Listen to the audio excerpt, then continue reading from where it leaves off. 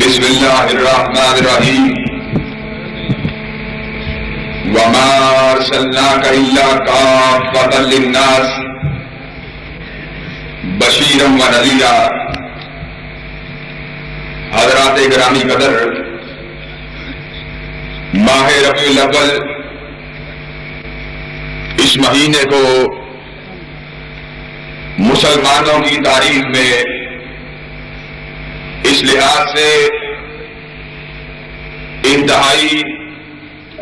اہم حیثیت حاصل ہے کہ اس مہینے میں اس کی ولادت ہوئی جس کے لیے صحرائے عرب میں جد الانبیاء بارگاہ رب العالمین میں آ کے دعائیں مانگتا رہا۔ اس مہینے میں اس کی ولادت ہوئی جس کے بارے میں حضرت عیسیٰ علیہ السلام اعلان کرتے رہے، مبشرم برسول یاتی من بعد اسمہ احمد، کہ سن لو میں تمہیں اپنے بعد ایک ایسے نبی کا پتہ دیتا ہوں جو ایک قریے کے لیے نہیں آیا، جو ایک بستی کے لیے نہیں آیا، جو ایک قوم کے لیے نہیں آیا، جو ایک علاقے کے لیے نہیں آیا، جو ایک رنگ کے لیے نہیں آیا، جو ایک نسل کے لیے نہیں آیا، کہ اس سے پہلے بہت سے رسول آئے۔ آسمان کے رب نے اعلان کیا، وَلَقَدْ أَرْسَلْنَا نُوحًا إِلَىٰ قَوْمِهِ، کہ سن لو ہم نے نوح کو بھیجا، وہ اپنی قوم کے لوگوں کو میری سمت بلاتا رہا۔ وَإِلَىٰ عَادٍ أَخَاهُمْ هُودًا، میں نے عادیوں کی طرف ان کے بھائی ہود کو بھیجا جو ان کو توحید کا سبق پڑھاتا رہا۔ وَإِلَىٰ ثَمُودَ أَخَاهُمْ صَالِحًا، میں نے اہل سمود کی طرف ان کے بھائی صالح کو بھیجا، وہ ان کو توحید کی دعوت دیتا رہا۔ وَإِلَىٰ مَدْيَنَ أَخَاهُمْ شُعَيْبًا، میں نے اہل مدین کی طرف ان کے بھیا شعیب کو بھیجا، وہ مدین کا تعلق زمین سے چھڑوا کر آسمان کے رب کی طرف بلاتا رہا، یہاں تک کہ سیدنا عیسیٰ جیسا رسول آیا۔ کہ آج میں آپ حضرات کے سامنے اس بات کو رکھ دینا چاہتا ہوں کہ دنیا میں سب سے زیادہ آبادی کے اعتبار سے اگر کوئی مذہب موجود ہے تو وہ عیسائیت ہے، لیکن کلام حمید میں یہ آیت موجود ہے کہ عیسیٰ کی رسالت بھی ایک وطن کے لیے نہیں تھی، عیسیٰ کی رسالت بھی ایک بر اعظم کے لیے نہیں تھی، عیسیٰ کی رسالت بھی پوری کائنات کے لیے نہیں تھی، بلکہ آسمان کے رب نے کہا وَرَسُولًا إِلَىٰ بَنِي إِسْرَائِيلَ، کہ میں نے عیسیٰ کو بھی بھیجا تو بنی اسرائیل کی ہدایت کے لیے بھیجا تھا۔ لیکن جہاں پر آمنہ کے لحظے جگر کی بات آئی، جہاں پر عبداللہ کے نور نظر کی بات آئی، آسمان کے رب نے کہا قل یا ایھا الناس انی رسول اللہ الیکم جمیعا، کہ کائنات کے لوگوں سن لو میں عربیوں کے لیے نہیں آیا، میں اجمیوں کے لیے نہیں آیا، میں پاکستانیوں کے لیے نہیں آیا، میں ہندوستانیوں کے لیے نہیں آیا، میں سرزمین مصر کے لیے نہیں آیا، میں سرزمین ایران کے لیے نہیں آیا، میں سرزمین عراق کے لیے نہیں آیا، بلکہ مجھ کو عرض کر اپنے پوری کائنات کا مقتدا بنا کے بھیجا ہے۔ اہل حدیث اگر بلاتے ہیں تو حضرت آقا کی سمت بلاتے ہیں کہ اور لوگوں کا بھی ذکر ہوا، اور لوگوں کی منقبت کے بھی ذکر ہوئے، اور لوگوں کے بھی اوصاف کے تذکرے ہوئے، لیکن کسی کے اوصاف کے بارے میں عرض کر اپنے وہ بات نہیں کہی جو مصطفیٰ علیہ الصلوۃ والسلام کے اوصاف کے بارے میں کہی۔ کہا ورفعنا لک ذکرک، کہ اوروں کے ذکر ہوں گے، ایک شہر کے اندر ہوں گے، اوروں کے تذکرے ہوں گے، ایک وطن کے اندر ہوں گے، اوروں کا ذکر ہوگا، ایک بڑے آدم کے اندر ہوگا، لیکن مصطفیٰ علیہ الصلوۃ والسلام ہم نے تیرے ذکر کو آسمان عالم کی بلندیوں پر رقم کر دیا ہے۔ اہل حدیث اگر بلاتا ہے تو حضرت آقا کی سمت بلاتا ہے۔ اور آج میں یہاں پر آپ حضرات کے سامنے اس بات کو رکھ دینا چاہتا ہوں کہ حضرت آقا علیہ الصلوۃ والسلام ان کی شان کے حوالے سے، ان کی سیرت کے حوالے سے، ان کی گفتار کے حوالے سے، ان کے کردار کے حوالے سے آج دیوبندی بھی اپنے اجتماعات کو مکمل منعقد کر رہے، آج بریلوی بھی حضرت آقا کی یاد میں سیرت کے جلسے کر رہے، ان کی یاد میں میلاد کی محفلوں کو آباد کر رہے، لیکن ہمارے اور ان کے سیرت کے تذکرے میں فرق یہ ہے کہ وہ ذکر تو آقا کا کرتے ہیں، بات تو آقا کی کرتے ہیں، نام تو آقا کا لیتے ہیں، کمائی تو آقا کے نام نامی پہ کرتے ہیں، لیکن جب بات ماننے کی باری آتی ہے اپنے اپنے ائمہ کی مانتے ہیں، اپنے اپنے فقہا کی مانتے ہیں، لیکن اہل حدیث اپنے فقہا کی طرف نہیں بلاتا، اہل حدیث اپنے علماء کی طرف نہیں بلاتا۔ کاموں کی کے رہنے والوں، اہل حدیث سنت کی خاطر لہو میں تڑپنے والے حبیب الرحمان کی طرف نہیں بلاتا۔ تکبیر! حبیب الرحمان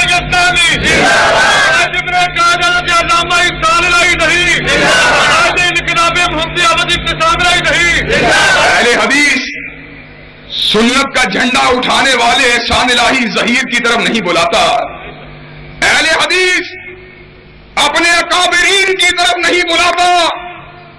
اہل حدیث محدثین کی طرف نہیں بلاتا، اور محدثین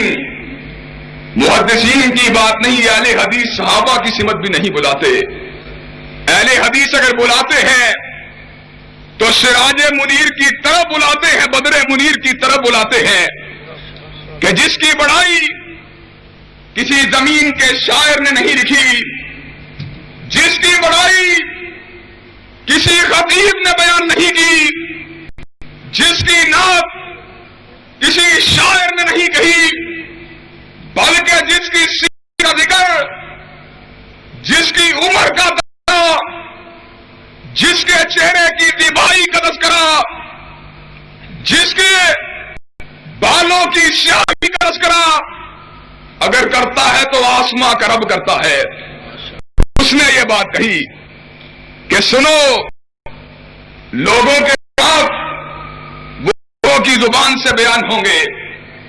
لیکن جہاں میرے مصطفیٰ کے چہرے کی بات آئے گی میں بس دعا کی قسم کھا کے کہوں گا کہ میرے حبیب کا چہرہ سورج کی طرح مسکراتا ہوا نظر آتا ہے۔ میں جب اس کے زلفوں کی بات آئے گی واللیل کی سیاہی کی قسم اٹھا کے کہوں گا کہ شب دیجور کی سیاہی بھی اس کے زلفوں کی سیاہی کا مقابلہ نہیں کر سکتی۔ جب اس کی نگاہوں کی تیری کی بات آئے گی تو اس وقت میں یہ بات کہوں گا فَبَصَرُكَ الْيَوْمَ حَدِيدٌ، کہ سن لو مصطفیٰ کی نگاہ لوہا بھی اس کی تیزی کا مقابلہ نہیں کر سکتا. جہاں پر اس کے سینے کی بات آئے گی میں خود یہ بات کہوں گا الم نشرح لک صدرک کہ میں نے تیرے سینے کو کھول کر رکھ دیا ہے. جہاں پر اس کے قوت گویائی کی بات آئے گی, جہاں پر اس کے نطق کی بات آئے گی, آسماں کا رب یہ بات کہتا ہے وما ينطق عن الهوى ان هو الا وحی یوحی کہ سن لو فقہا بھی غلطی کھائیں گے, علماء بھی غلطی کھائیں گے, ادیب بھی غلطی کھائیں گے, شعراء بھی غلطی کھائیں گے, اولیاء بھی غلطی کھائیں گے, لیکن غلطی سے اگر میں نے پاک کسی کو بنایا ہے تو مدثر و مزمل کو بنایا ہے. تکبیر شان رسالت عظمت رسالت حافظ ابتسام الہی ظہیر مرکزی جمعیت اہل حدیث. اسی لیے کسی کہنے والے نے کہا تھا خلقتا مبرئا من کل عیب کانک قد خلقتا کما تشاء کہ آقا آپ کو ہر عیب سے مبرہ بنایا گیا. یوں محمود میں کھڑے ہیں عرش کے رب کو کہتے ہیں اللہ مجھ کو ایسے بنا, مجھ کو ایسے بنا. اب کہتے چلے گئے بناتا چلا گیا تھا. اور لوگ لڑتے ہیں, اپنے سینوں کو تانتے ہیں, اپنے علماء کے لیے, اپنے فقہا کے لیے, اپنے اکابر کے لیے, اپنے اسلاف کے لیے, اپنے مفتیوں کے لیے, اپنے پیروں کے لیے, اپنے واعظین کے لیے. اور اہل حدیث اپنے سینوں کو اپنے علماء کے لیے نہیں تانتا.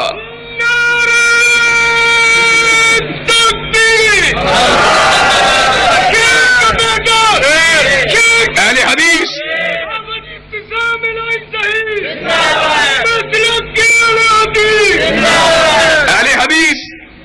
اپنے سینوں کو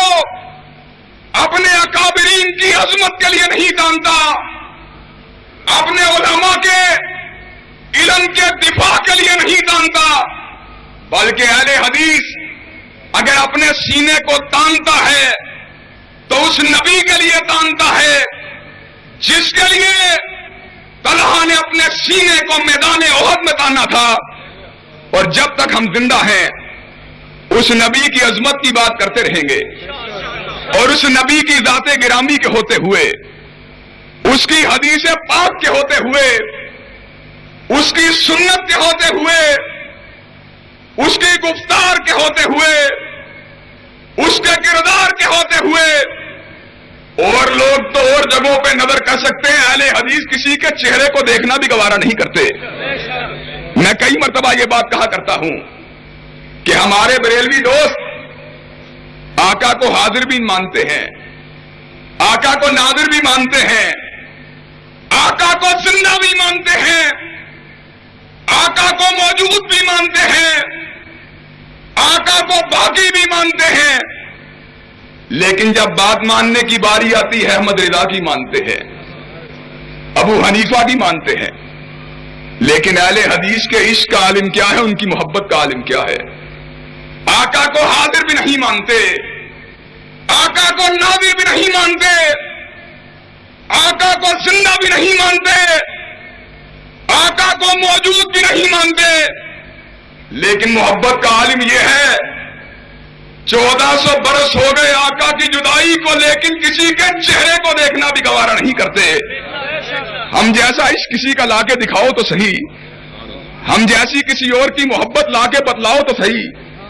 وہ ہم نے تو اس بات کا عزم کر لیا ہے, ہم نے زندگی میں وہ کام کرنا ہی نہیں جس کے اوپر کملی والے کی مہر نہ لگی ہو, اور جس کے اوپر کملی والے کی مہر موجود ہو. پوری کائنات مخالف ہو جائے, علماء مخالف ہو جائیں, مفتیان مخالف ہو جائیں, حکمران مخالف ہو جائیں, حضرت آقا کی بات کے مقابلے میں حکمرانہ نے وقت کو اپنے جوتے کے تلوے کے برابر بھی نہیں سمجھتے. مسلک اہل حدیث، مسلک اہل حدیث، علامہ احسان کا دوسرا نام. میں تمہارے سامنے میرے بھائی حنیف ربانی یہاں پر بیٹھے ہوئے، میرا بھیا شیر پنجاب یہاں پر بیٹھا ہوا، علماء بیٹھے ہوئے، اکابرین بیٹھے ہوئے، جاؤ ہم جمہوری دور کے اندر بھی یہ بات کہتے رہے. جس وقت زبانوں کو اظہار کی ان کے اندر سکت موجود تھی. آج کل تو فوج کے خوف کی وجہ سے نواز شریف کے نام پہ دکانیں اور مکان بنانے والے آج اس کی حمایت کے اندر اپنی زبان کو کھولنے کے اوپر آمادہ و تیار نہیں ہوتے. جس وقت جمہوری دور تھا ہم نے اس وقت بھی کہا تھا نواز شریف مصطفیٰ کے وفادار بن جاؤ، تمہارے جوتوں کو اٹھانا اپنے لیے باعث فخر سمجھتے ہیں. لیکن اگر تم مدینے والے سے غداری کرو اور لوگ تمہارا ساتھ دے سکتے ہیں، شان الہی ظہیر کا بیٹا کبھی تم کو اپنا رہنما نہیں مان سکتا. آج جبکہ فوج برسر اقتدار آ چکی، زبانوں کے اوپر کبل لگے ہوئے، ہاتھوں میں قلم کے چلنے کی سکت موجود نہیں، آج پھر ابن تیمیہ کا فرزند کہتا ہے، شاہ اسماعیل شہید کا بیٹا کہتا ہے، حبیب الرحمان کا روحانی فرزند کہتا ہے، حضرت بابا شہید کا ادنا بیٹا کہتا ہے. جاؤ جہاں مدینے والے کی حدیث کی بات آ جائے، ہم کسی کی جرنیلی کو نہیں مانتے، ہم کسی کی وردی کو ہاتھ میں نہیں لاتے، ہم کسی کے ٹینکوں کی پرواہ نہیں کرتے.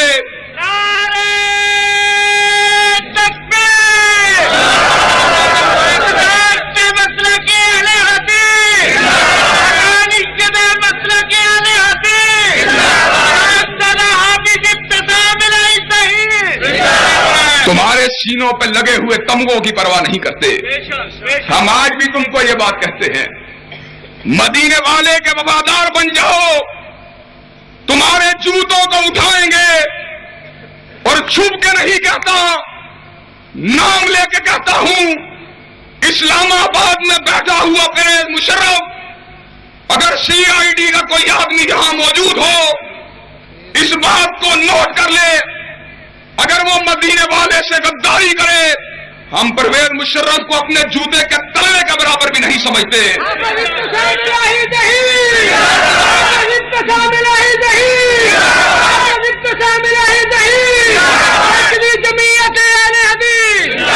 ہم نے کلمہ اگر پڑھا ہے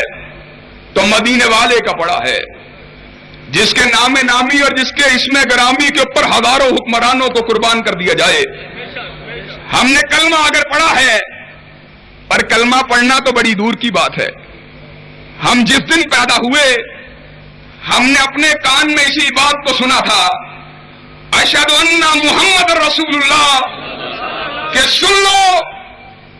ہمارے کان میں اذان دینے والے نے اذان دیتے ہوئے اس بات کا اعلان کر دیا تھا کہ سن لو تم اس وقت تک دنیا کے اندر آنکھیں بھی نہیں کھول سکتے جب تک مصطفیٰ کی رسالت کا اقرار نہیں کر لیتے. ہم نے اس کی رسالت کو مانا ہے، ہم نے ان کی امامت کو مانا ہے، اور ہمیں یہ فخر ہے اللہ رب العزت کے فضل و رحمت سے کہ جہاں پر حضرت آقا کی حدیث آ جاتی ہے وہاں ہم کبھی یہ بات نہیں کہتے ہمارے علماء نے ایسے کہا، ہمارے اکابرین نے ایسے کہا. میں مردہ اکابرین، مرحوم اکابرین، شہید اکابرین ان کی بات بھی کر چکا، اور آج زندہ رہنماؤں کی بات بھی کر کے کہتا ہوں. حضرت ساجد میر ہوں، حضرت مولانا معین الدین لکھوی ہوں، حضرت حافظ یحییٰ ہوں، مولانا محمد حسین ہوں، حضرت مولانا شیر پنجاب ہوں، حجانشین یزدانی ہوں، اہل حدیث کا یہ ادنا بیٹا اور آپ کا ادنا نوکر ہو، جہاں پر بات مدینے والے کی آ جائے گی، ہماری بات مدینے والے کی بات سے ٹکرا جائے، ہم اپنی باتوں کو دیوار سے دے ماریں گے مگر مدینے والے کی بات کے اوپر آنچ کو نہیں آنے دیں گے، اس لیے کہ ہم نے کلمہ اگر پڑھا ہے تو مدینے والے کا پڑھا ہے، اور ہم نے اس بات کو سمجھ لیا ہے کہ حضرت آقا کے بارے میں اس رب نے یہ بات کہی تھی جس رب نے کلام حمید میں باتوں پر زور دینے کے لیے کئی طرح کی قسمیں کھائیں، کبھی کہا چمکتے ہوئے سورج کی قسم ہے، کبھی کہا رات کی سیاہی کی قسم ہے، کبھی کہا طور سینا کی قسم ہے، کبھی کہا لیال عشر کی قسم ہے، کبھی کہا کتاب مستور کی قسم ہے، لیکن ایک مقام ایسا آیا جب عرش کے رب نے کہا آج سورج کی قسم سے بات نہیں چلے گی، آج رات کی سیاہی سے بات نہیں چلے گی، آج کتاب مستور سے بات نہیں چلے گی، آج کبریا کیا کہتا ہے، فلا وربی کا لا یؤمنون، اور جاؤ میں اپنی ربوبیت کی قسم کھاتا ہوں، لا یؤمنون، وہ لوگ مومن نہیں ہو سکتے، حتی یحکموک فیما شجر بینہم، جو تجھ کو اپنے جھگڑوں کے اندر منصف نہیں مانتے، جو تجھ کو اپنے جھگڑوں میں فیصل نہیں مانتے، اور کہا جو تجھ کو قاضی تو مانتے ہیں، جو تجھ کو فیصل تو مانتے ہیں، جو تجھ کو منصف تو مانتے ہیں، ثم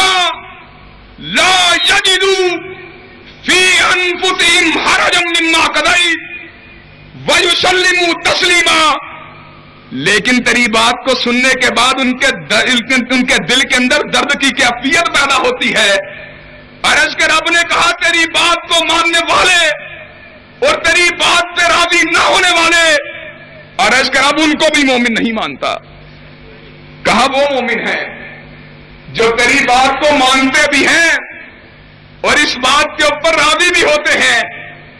کہ اللہ تو نے توفیق دی، میں نے کائنات کے سب سے بڑے رہنما کی حدیث کو مانا ہے،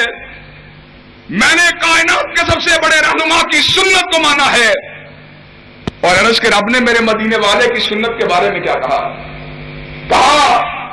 فَلْيَحْذَرِ الَّذِينَ يُخَالِفُونَ عَنْ أَمْرِهِ أَن تُصِيبَهُمْ فِتْنَةٌ أَوْ يُصِيبَهُمْ عَذَابٌ أَلِيمٌ، کہ کائنات کے لوگوں سن لو، جو مدینے والے کی سنت کو نہیں مانتے، جو اس کی حدیث کو نہیں مانتے، جو ان کی ہدایت کو نہیں مانتے، جو ان کی تقریر کو نہیں مانتے، جو ان کی چال کو نہیں مانتے، جو ان کی ڈھال کو نہیں مانتے،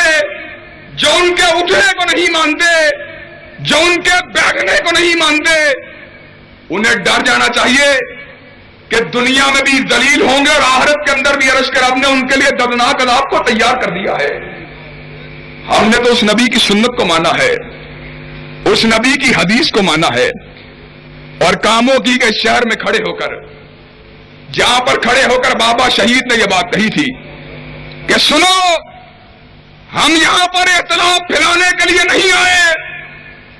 ہم یہاں پر امت میں تفرقہ پیدا کرنے کے لیے نہیں آئے، بلکہ یہ کہنے کے لیے آئے ہیں کہ آؤ سارے کے سارے اپنے بڑوں کو چھوڑ کر بڑا اگر مانا کرو تو اس کو مانا کرو جس کو بڑا اگر بنایا ہے تو کائنات کے رب نے بنایا ہے۔ ہم یہاں پر آج پھر یہی بات کہتے ہیں،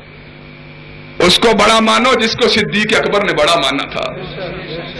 جس کو فاروق اعظم نے بڑا مانا تھا، جس کو ذی النورین نے بڑا مانا تھا، جس کو ماننے کی وجہ سے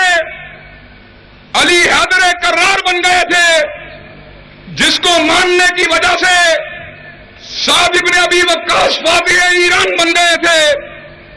جس کو ماننے کی وجہ سے زبیر حواری رسول بن گئے تھے، جس کو ماننے کی وجہ سے عبد الرحمن مصلی نبوت کے امام بن گئے تھے، جس کو ماننے کی وجہ سے ابو عبیدہ امین الامت بن گئے تھے، جس کو ماننے کی وجہ سے سعید ابن زید سبب قبول اسلام عمر بن گئے تھے، جس کو ماننے کی وجہ سے طلحہ بدر اور احد میں جنت کے راہی بن گئے تھے۔ ہم منواتے ہیں تو اس نبی کی امامت کو منواتے ہیں جس کی امامت کو منواتے ہوئے عرش کے رب نے انبیاء کو یہ بات کہی تھی، وَإِذْ أَخَذَ اللَّهُ مِيثَاقَ النَّبِيِّينَ لَمَا آتَيْتُكُم مِّن كِتَابٍ وَحِكْمَةٍ ثُمَّ جَاءَكُمْ رَسُولٌ، کہ جاؤ آدم تم کو بھی رسالت ملے گی، نوح تم کو بھی رسالت ملے گی، ابراہیم تم کو بھی رسالت ملے گی، اسماعیل تم کو بھی رسالت ملے گی، موسیٰ تم کو بھی رسالت ملے گی، عیسیٰ تم کو بھی رسالت ملے گی۔ کہا لیکن اگر تمہاری زندگی میں عبداللہ کا لہتے جگر آ جائے، آمینہ کا نور نظر آ جائے، تو پھر تم نے اپنی امامت کو نہیں منوانا، پھر کلمہ اگر پڑھنا ہے تو مدینے والے کا پڑھنا ہے۔ ہم اس نبی کی امامت کو منواتے ہیں جس کی امامت کو عرش کا رب انبیاء سے منواتا رہا۔ ہم اس نبی کی قیادت کو منواتے ہیں کہ جس نبی کی قیادت کے حوالے سے خود نبی نے یہ بات کہی تھی، لو کانا موسیٰ حیا لما وسعہ الا اتباعی، کہ جاؤ ائمہ کی پوجا کرنے والوں، فقہا کی پرستش کرنے والوں، مفتیوں کے سامنے دو زانو ہونے والوں، جس نے خود اپنی زبان رسالت مآب سے کہا تھا اگر موسیٰ بھی زندہ ہو کر آ جائے تو اس کو بھی میری پیروی کے بغیر زمین پر دفن ہونے کی جگہ نہیں مل سکتی۔ اگر موسیٰ کلیم کی امامت مدثر و مدمل کی امامت کے مقابل نہیں چل سکتی تو ابو حنیفہ کی بھی نہیں چل سکتی۔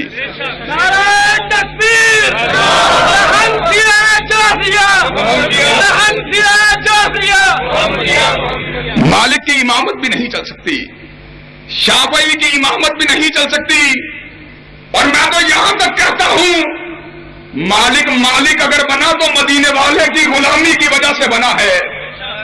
احمد ابن حنبل اگر بنا تو مدینے والے کی غلامی کی وجہ سے بنا ہے، شافعی اگر بنا تو آقا کی اقتدا کی وجہ سے بنا ہے۔ اگر وہ آقا کی اقتدا نہ کرتے تو آقا کی اقتدا کرنے والا تو حطاب کا بیٹا فاروق اعظم بن گیا تھا، اور آقا کی نافرمانی کرنے والا ابو جہل بن گیا تھا، آقا کی اقتدا کرنے والا تو ذی النورین بن گیا تھا، آقا کی نافرمانی کرنے والا عتبہ بن گیا تھا۔ وہ بھی قریشی ہے، یہ بھی قریشی ہے، وہ بھی ہاشمی ہے، یہ بھی ہاشمی ہے، لیکن اس کے گلے کے اندر عرش کے رب نے جہنم کے توپ کو ڈال دیا، اس کو کائنات کا رہبر بنا دیا۔ وجہ کیا ہے؟ وجہ یہ ہے کہ اس نے مدثر و مزمل کی امامت کو مانا ہے، اور قریشی و ہاشمی کی بھی بات نہیں، عربیت کی بھی بات نہیں۔ اور میں تو یہاں تک کہتا ہوں کہ حضرت آقا علیہ الصلوۃ والسلام جس رات معراج کے اوپر گئے، اور مولانا ظفر علی خان نے بڑی خوبصورت بات کہی تھی، جلتے ہیں جبرائیل کے پر جس مقام پر، اس کی حقیقتوں کے شناسہ تم ہی تو ہو، سب غایتوں کی غایت اولا تم ہی تو ہو، ہم جس میں بس رہے ہیں وہ دنیا تم ہی تو ہو، جس کے بارے میں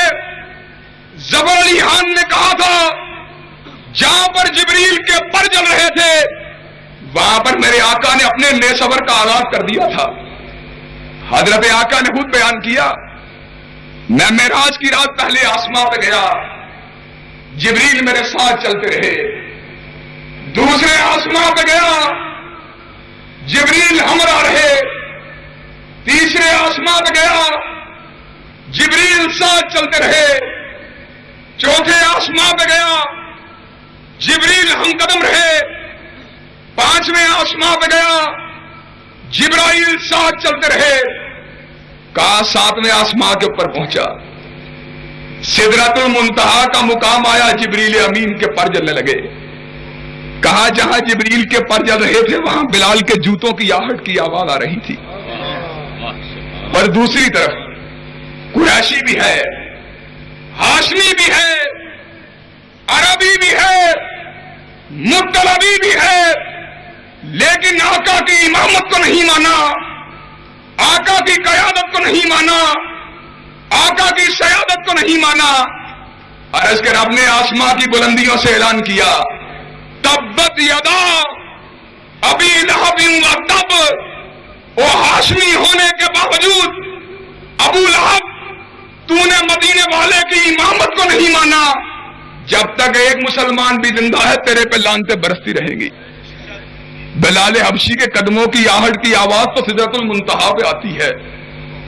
اور ابو لہب وہ ہاشمی ہونے کے باوجود، عبد المطلب کا بیٹا ہونے کے باوجود، عبداللہ کا بھیا ہونے کے باوجود، آقا کا سگا چچا ہونے کے باوجود، اور آج لوگ کہتے ہیں سید کے سین کو سلام ہو، اور سید